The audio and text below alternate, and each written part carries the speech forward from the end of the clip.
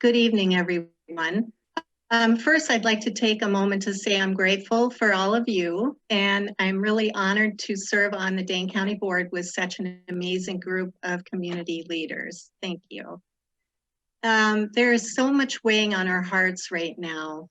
The intersection of the crisis of COVID-19 pandemic, complete with its social isolation and inordinate impact on communities of color, the acuity of the grief and anger felt by abject racism have joined to form what feels like a pivotal point in the arc of justice.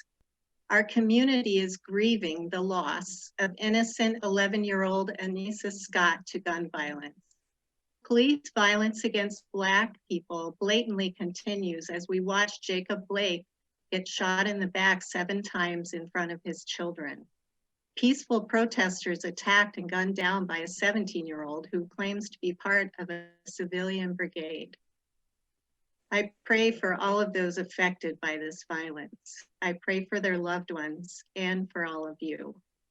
Because of COVID-19, we are also grieving our lives as we once knew them. People are hurting, frustrated, angry, scared, overwhelmed. Because of ongoing systemic racism, Black folks are experiencing daily ongoing trauma. Both of these pandemics bring fear, anxiety, and indefinite uncertainty, especially for our kids.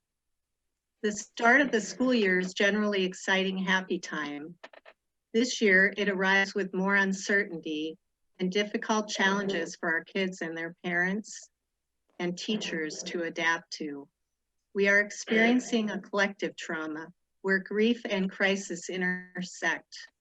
We are working hard at trying to balance the protection of health with the need for life to continue on. It's a very difficult task.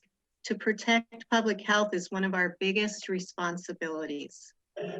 With two pandemics happening at once, both heavily impacting our lives, our kids, our jobs, our livelihoods, and challenging our day-to-day mental and emotional well-being.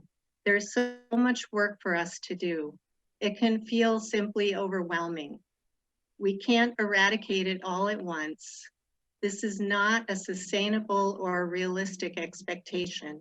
We must take meaningful, deliberate actions to facilitate change and stay the course to keep our communities safe.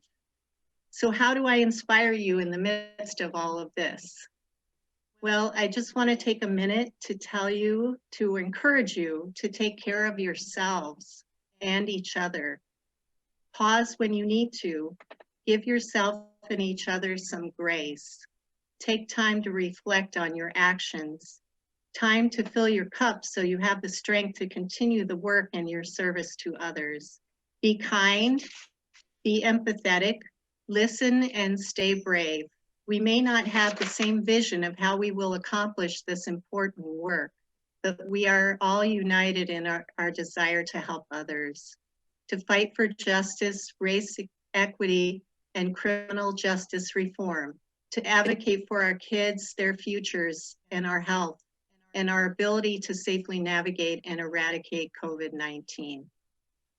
Together, we can lead our community in this time of extraordinary need.